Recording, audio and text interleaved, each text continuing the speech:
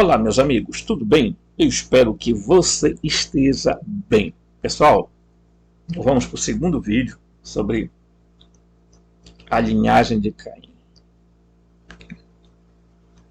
Pessoal, tem aí um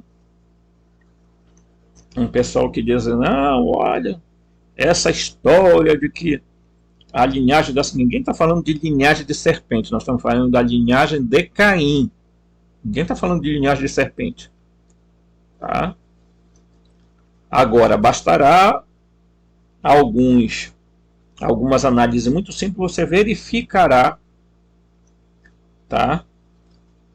Por estudiosos bíblicos, que Caim e Abel não são filhos de Adão. Tá? Provavelmente sejam filhos, tá? De Jeová, Javé, Enlil, tá? De uma relação de Eva com ele. Por quê? Por que tem estudiosos que dizem isso? Porque há uma expressão na Bíblia, tá? Em que Eva diz assim, ganhei um varão com a ajuda do Senhor. Ok? E quando lá na frente vai se falar de Sete, vai se dizer que Adão gerou Sete segundo a sua imagem e semelhança. Ora, por que Caim e Abel não tem essa citação de que foi gerado por Adão segundo a sua imagem e semelhança? Por quê? Porque não eram filhos de Adão. Tá? Não eram filhos de Adão. Eu já mostrei aqui, né, toda a linhagem aqui, ó, tá? Tem a linhagem aqui, você vê a linhagem de Caim, aí você vai prestar atenção que ele vai ter um filho chamado Enoque. Mas ele vai ter a descendência dele vai até Jubal, tá? Tubal, Caim e Namá. Tá? A geração dele é toda essa aqui, ó. Só que quando chega bem aqui, é interrompida a geração dele. Por que é que a Bíblia resolve não seguir a linhagem de Caim? Que mistério há? Que sinal foi esse que Javé, Enlil, colocou, né, em Adão, em Caim, tá? Que o marcou para que ninguém o matasse, ninguém fizesse nada contra ele. Ok? Porque tanto nas tábuas da Suméria como na Bíblia é dito que Caim é expulso para longe.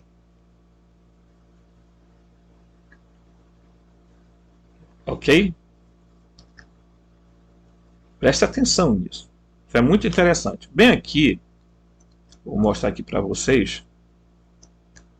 Aqui, ó. Vamos diminuir aqui. Olha, quando olha aqui, ó. Olha aqui, ó. Marduk ficou impressionado com Adapa e Tite, tá? E tomou carinho dos meninos, enquanto Ningzida instruía Adapa, deixe que eu seja o professor dos meninos.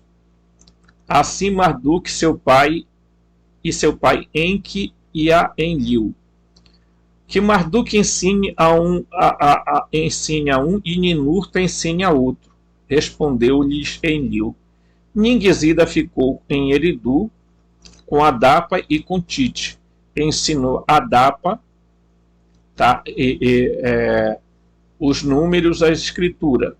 Ninurta levou o gêmeo que nasceu primeiro para a cidade de Bad-Tibra, Kim, que é Caim. Aquele no campo faz crescer um mantimento. Chamou-lhe. Ensinou-lhes a cavar canais de irrigação, a semear, a colher, e lhe ensinou. Ninuta fez com Quim um arado com madeira das árvores para que ele lavasse a terra. O outro irmão, filho de Adapa, tá, levou Marduk às padrarias, a Bael, das padrarias montanhas, achou-lhe a partir de então. Marduk lhe ensinou como construir redes para começar o pastoreio, esperar a volta de Dumuzi. Quando cumpriu o char, Dumuzi retornou à terra a semente essencial da ovelha e das ovelhas para criar trouxe com ele. Transportou animais quadrúpedes e Nimiro até o outro planeta, a Terra. Sua volta com a semente essencial das ovelhas causa de muitas celebrações e cuidado do seu pai. Então, aqui, eles estão contando, narrando o que de fato, então, ocorreu, né, com esses dois rapazes. No entanto, nas trombetas da Suméria, quando Caim mata Abel, Caim é mandado embora. E Marduk o leva para uma região longe. Prestem atenção nisso. A Bíblia fala a mesma coisa quando diz que Deus expulsou Caim, botou um sinal nele e ele foi embora. Tá? Tudo bem. Dito isso, agora aqui. Nós vamos olhar aqui o que diz o livro de Urântia. Tá? O livro de Urântia diz assim: então Caim partiu para a terra de Nod, onde mora os noditas. Né? Partiu para a terra de norte, a leste do segundo Éden, tornou-se um grande líder de um grupo de povo do seu pai.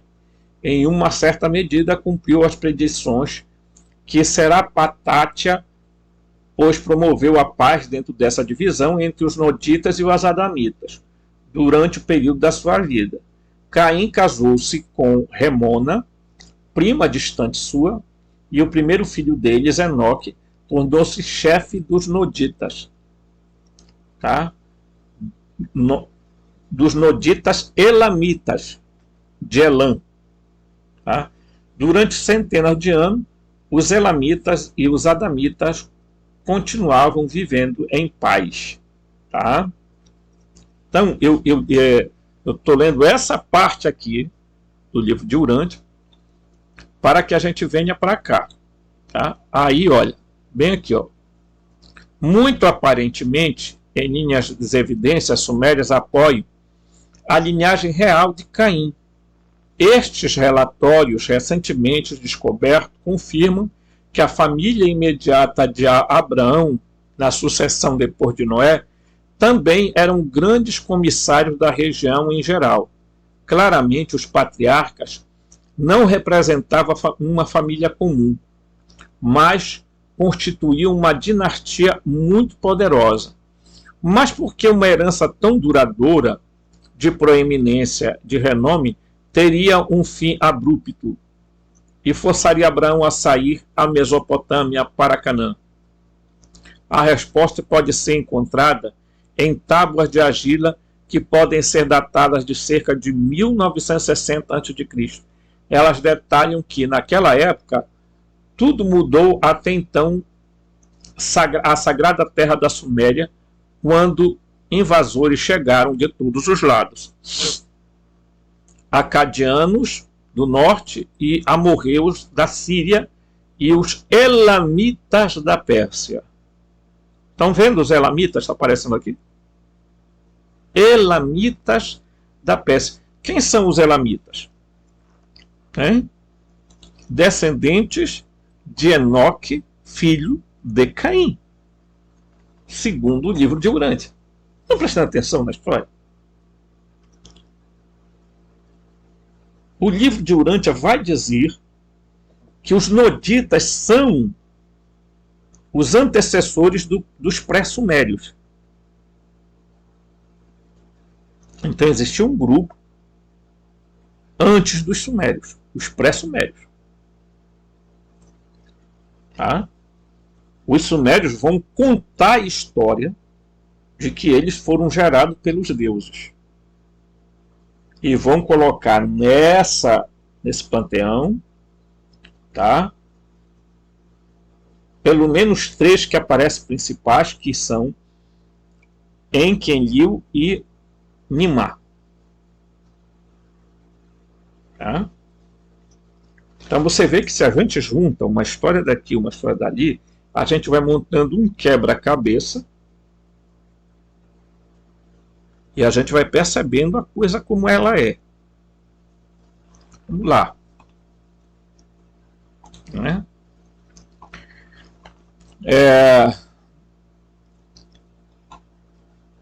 Deixa eu só tirar aqui um instantinho.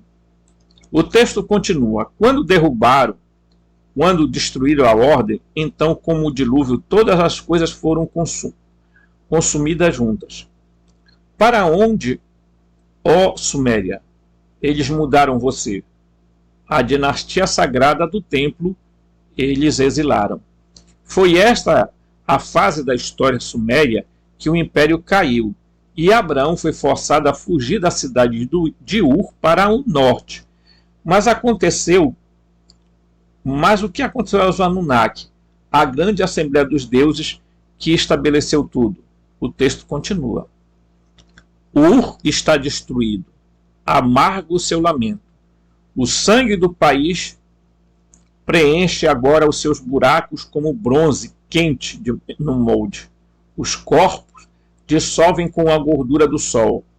Nosso templo está destruído.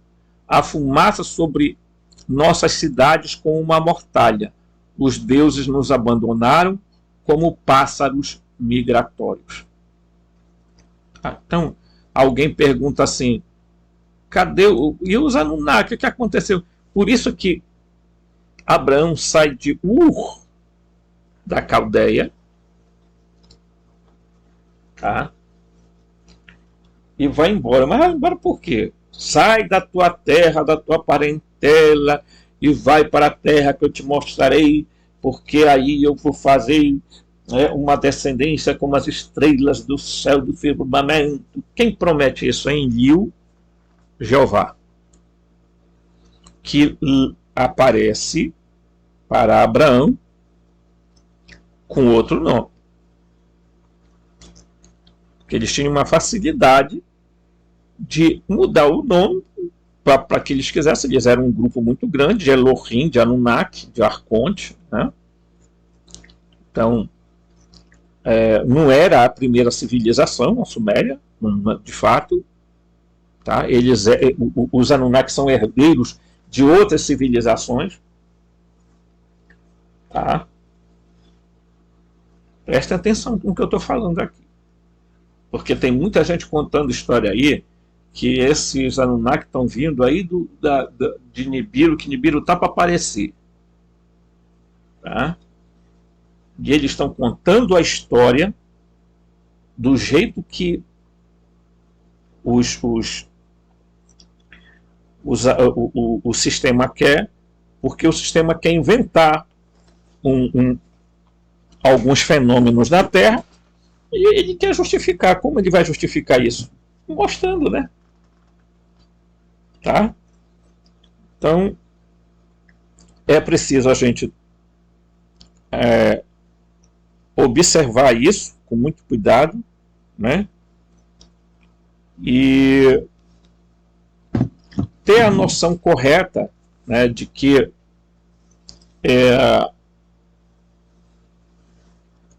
nós precisamos ver a história como ela é. Tá? Então vamos lá, vamos seguir em frente aqui. Correto? Vamos lá. Em termos históricos, este colapso total do Império Sumério segue-se à fundação de Babilônia pelo rei Urbaba, tá? Por volta do ano 2000. Tá? Na verdade, a história da Torre de Babel e da ira resultante de Jeová, ajusta-se precisamente no período de tempo do próprio abandono dos sumérios pelos Anunnaki. Para onde os Anunnaki foram? Aí, sabe qual é a conversa que tem muito? Os Anunnaki foram embora para Nibiru, para depois um dia voltar, retornar e tomar posse da Terra. Os Anunnaki nunca foram embora da Terra. Eles simplesmente foram para um outro espaço territorial. Eles foram apenas, sabe para onde, gente? Para uma outra dimensionalidade, existencialidade, tá? Para um outro plano de densidade e frequência diferente da nossa. Simples assim. Tá? Não vão vir de lugar nenhum. Bem, claro que vocês vão ver ele vindo do espaço, mas não significa vindo de outro planeta. Tá? Isso aí é a história que o pessoal quer que a gente acredite. Né? Então vamos lá. Então, a história do Gênesis relata que o povo, que até então era considerado por Jeová muito bom, foi severamente punido por causa de uma estranha transgressão que não havia sido previamente decidida. A aparente transgressão foi que todos falavam a mesma língua. A única língua que todos falavam era, claro, o sumério, a primeira linguagem escrita na Terra. Por essa razão, que não fica clara na Bíblia, o texto de Gênesis explicado por que Jeová não ficou feliz com a Torre de Babel e por isso desceu e confundiu a linguagem da Terra. O documento histórico sumérios contam praticamente a mesma história, exceto que a confusão da linguagem é muito melhor explicada pelas hordas invasores estrangeiros que entraram na região. Acontece que essa invasão foi o resultado direto de atritos entre Anunnaki, pois quando Anu se aposentou da grande assembleia, o filho mais velho, Enlil, Jeová, assumiu a presidência. Ele proclamou que ele era o senhor de toda a terra, embora o irmão Enki, que aqui o escritor chama de Samael, mas não tem nada a ver com Samael. Tá? Samael é título do Yaldabaoth. Yaldabaoth é Enlil, Jeová. Então, o escritor está profundamente enganado em colocar isso aqui. Pudesse manter a soberania dos mares. Enki não ficou nada feliz com a reivindicação do seu irmão, porque, embora Enlil fosse mais velho dos dois, sua mãe, Ki, era a irmã mais nova do pai deles. Anu, enquanto a mãe de Enki, Antu, era a irmã mais velha. A verdadeira realeza, afirmou Enki, progrediu com uma instituição matrilinear através da linha feminina. Por este direito, descendência de Enki sustentou que ele era primogênito da sucessão real. Tá? Eu sou Enki, o grande irmão dos deuses. Eu sou aquele que nasceu como o primeiro filho divino do divino Anu. Como resultado, o povo de Babilônia anunciou sua lealdade a Enki e ao seu filho Marduk. Tá? Mas foi demais para Enlil, Jeová. Tendo perdido sua popularidade, ele abriu os portões da Suméria para permitir a entrada de invasores de todos os lados. Os esquibras registraram que ele, vingativo Enlil, Jeová, provocou grande e terrível tempestade que causou a aniquilação de toda a cultura suméria, de modo que sua língua deixou de ser predominante e houve uma grande confusão de línguas. Todo o trabalho realizado na construção da civilização única ao longo de milhares de anos foi destruído por uma só vez por Enlil, Jeová, simplesmente porque ele não quis compartilhar a autoridade com seu irmão Enki. Os registros confirmam que naquele momento da história suméria, a grande assembleia dos Anunnaki, Elohim, desculpou seus assentos e partiu como pássaros migratórios. Apesar de tudo o que ocorreu, até então era necessária a mudança urgente e significativa no procedimento real, porque o fogo estelar Anunnaki não estava mais disponível. Era preciso encontrar um substituto. Como mencionado anteriormente, as sacerdotais mulheres, tá, escarlates, foi criado especificamente para isso. Mas era evidente,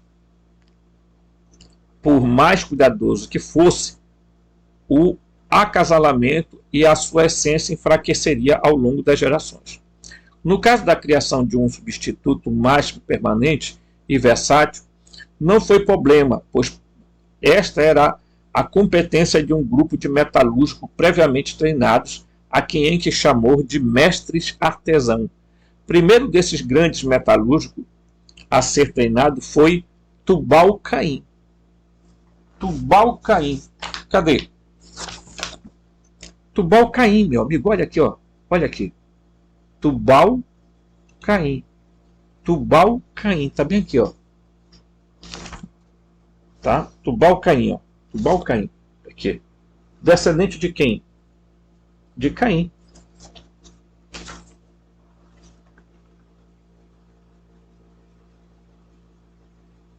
Você está entendendo por onde está indo a história? Você vai entender ainda mais com os outros vídeos, que você vai perceber quem está manobrando a história. Por que as 12 linhagens de sangue estão em constante conflito para ver quem domina o planeta? O nosso plano. Tá? Então vamos lá. Né?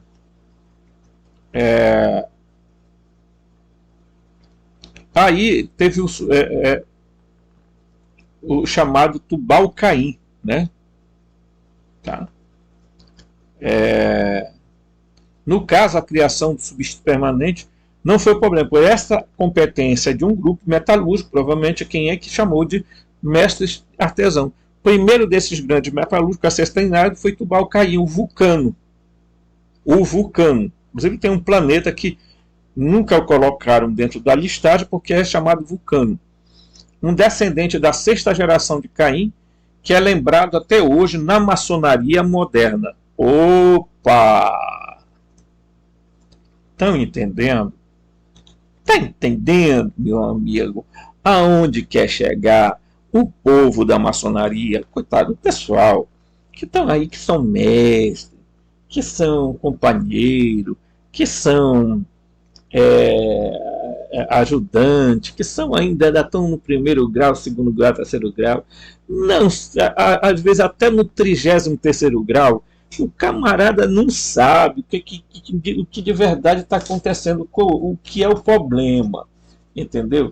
Então, em nome de um esoterismo, de um espiritualismo, eles, de uma falsa gnose, eles ficam aí alimentando a ideia desse povo, tá? Tubal-Caim, da linhagem de Caim, é lembrado, né? Por quê? Porque ele era artesão. Maçom tem a ver com o quê? Artesão, construtor, tá? Meus amigos, a história é esta, né?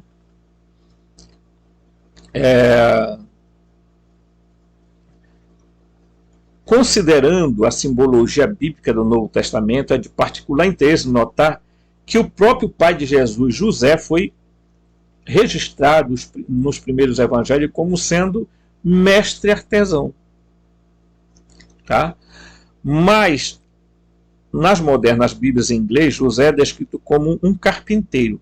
Mas esta não é a tradução flagrante, é uma tradução flagrantemente errada. A palavra carpinteiro foi erroneamente derivada do grego rotekton, tá?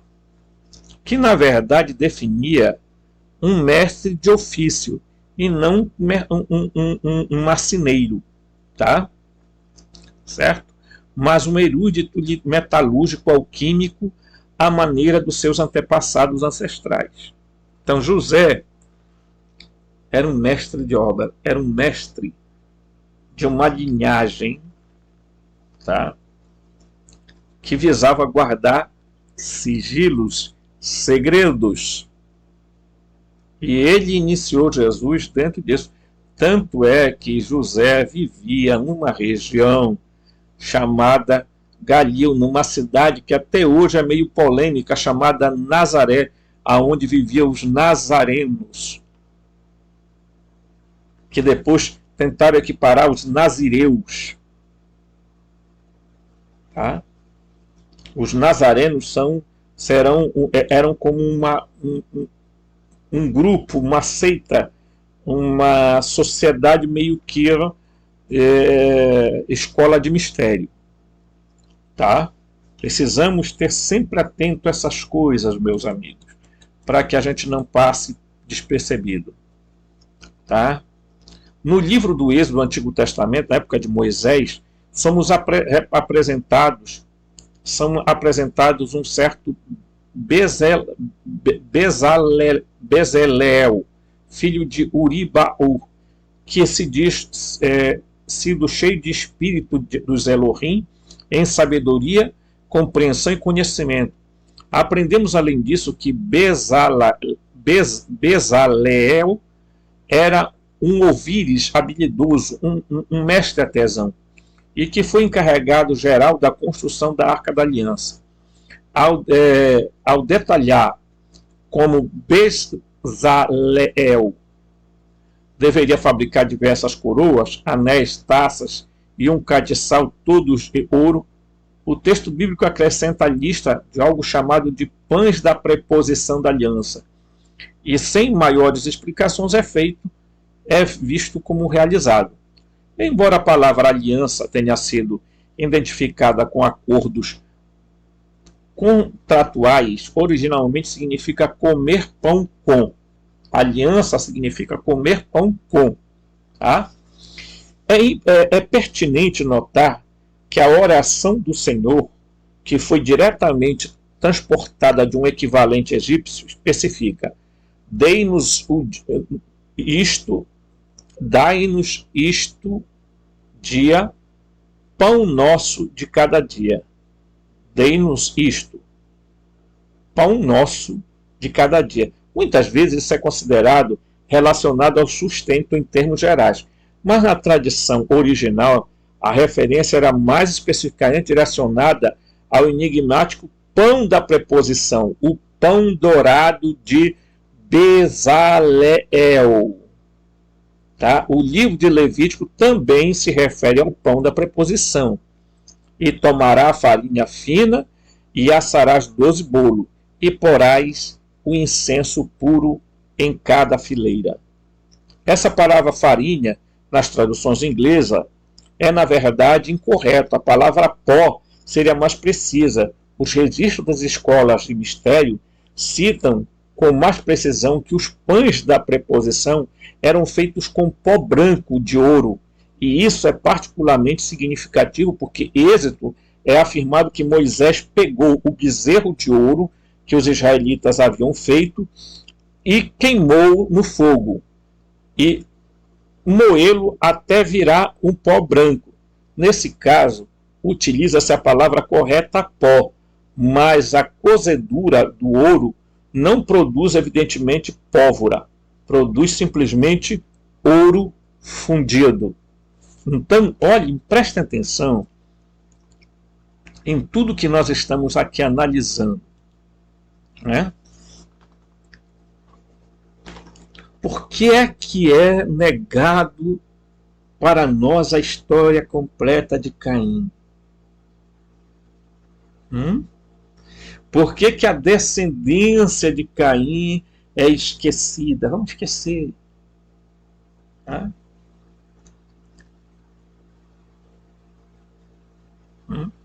E vocês estão vendo aí, né?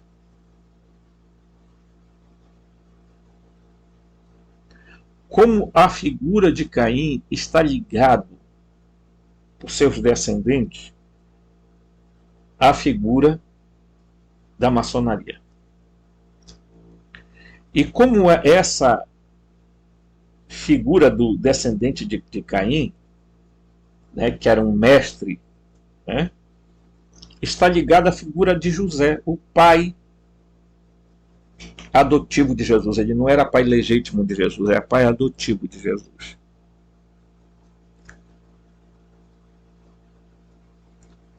Por quê? Porque Jesus, ele era um descendente Anunnaki. Pronto.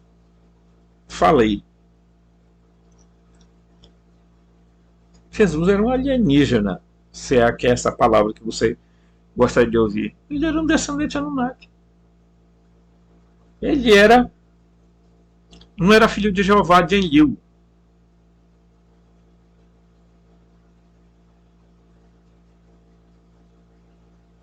Tudo leva a crer que Jesus vinha da linhagem de Enki.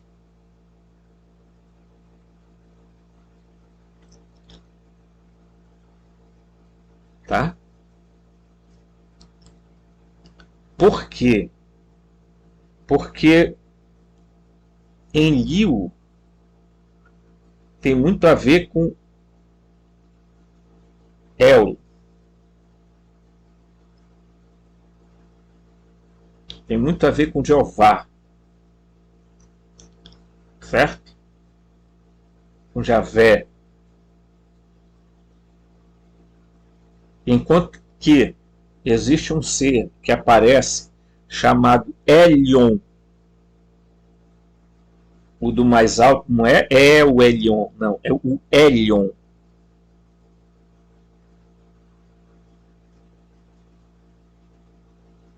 Que é falado na narrativa do anúncio que o Gabriel vai lá falar, né?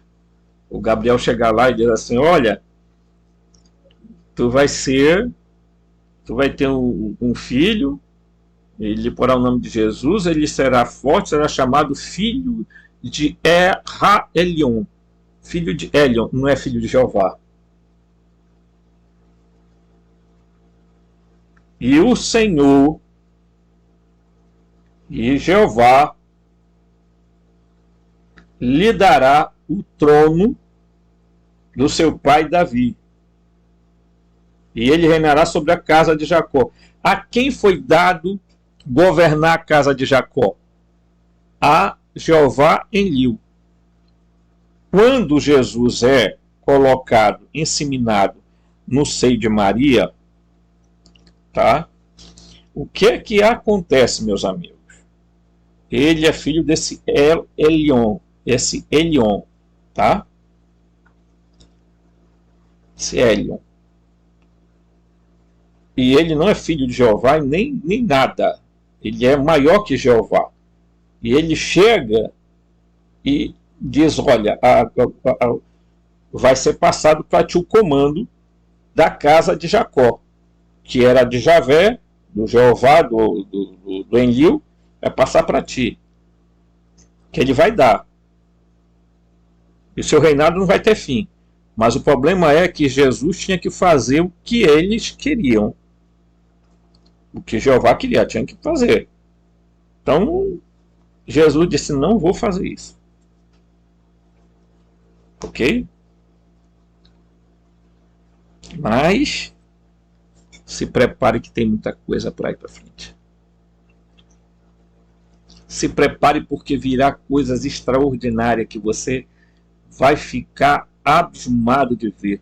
Não perca os nossos vídeos. Deixe o seu like, se inscreva no canal, toque o sininho e nos ajude a divulgar esse canal, gente. Rumo aos 1000 inscritos. Tá bom? Forte abraço e até o próximo vídeo.